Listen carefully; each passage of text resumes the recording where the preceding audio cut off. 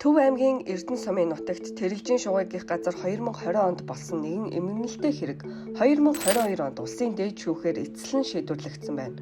Хэрэгт 21 наснаас дээш настай буюу насанд хүрсэн эрэгтэй холбогджээ. Тэрээр 19 настай охиныг хамт салхинд гарыг хэмээн ятгаж голын эрэг рүү авч явсан байна. Тэд майхнаас зас цогтуурал хундааны зүйл хэрэгэлсэн бөгөөд шүн дунд охины дотор муухаар майхнаас гарч голын усанд хөл алдан унаж живжээ. Эрэгтэй түүнийг аврахаар орсон ч өөрөө живэх шахаад ам гарч харин охин ам насаа алдсан. Хэргийг анхын шатны шүүх эрүүгийн хуулийн 16 дугаар зүйл хүний ам насыг болгоомжгүйгээр хохирох гэмт хэрэгт хамааруулан шүүгдэгчийг 3 жилийн хорих ял оноосон байна.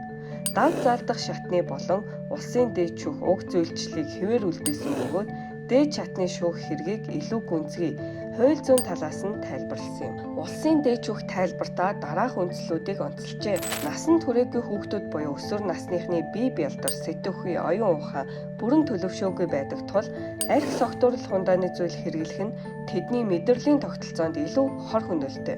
Үүний улмаас өөрийгөө удирдах чадвар эрс буурч осол гэмтэл, хүчирхийлэл, хүсээгүй бэлгийн харилцаа гүр дагаварт хүрдэг гэж үзжээ. Монгол улсын архитан согтуурахтай тэмцэх тухай хуулиар 21 нас хүрээгүй хүнд архи согтуурлах хундааны зүйл худалдах, уулгахыг хориглосон байдаг. Харин уг хэрэгт холбогдсон шүүгдэгч энэ заалтыг зөрчиж насанд хүрээгүй охинд архи уулгасан нь хууль зөрч зүйлд болсон гэж шүүгд өгнжээ. Хохирогч нь архи согтуурлах хундаа хэрэглэж үзээгүй, туршлагагүй, бие авч явах чадвар бүрэн төлөвшөөгүй байсан нь мөрдөн байцаалтын явцад тогтоогдсон. Шинжилгээгээр охины цуснд 3.5 промил, ходоодны шингэнд 4.4 промил спиртийн агуулмж илэрсэн нь маш хүнд зэргийн согтолтонд орсныг нотолж байна. Ийхүү согтолтын нөлөөгөөр охин өөрийн зан үйлийг хянах чадваргүй бол улмаар тэнцвэр алхан усан живж харамсалтайгаар амь насаа алдсан байна. Шүүгдэгч нь өөрөөсөө насаар дүү насанд хүрээгүй хүнийг гэр бүлээс нь мэддэхгүйгээр дагуулж явсан нь тэр хоёрын хооронд харилцан итгэлцэл үүссэн болохыг харуулж байна. Тиймээс тэр итгэлцлийн хүрээнд шүүгдэгч тухайн охины амь нас эрүүл мэндийг хамгаалах үүрэгтэй байсан ч үүргээ биелүүлээгүй гэж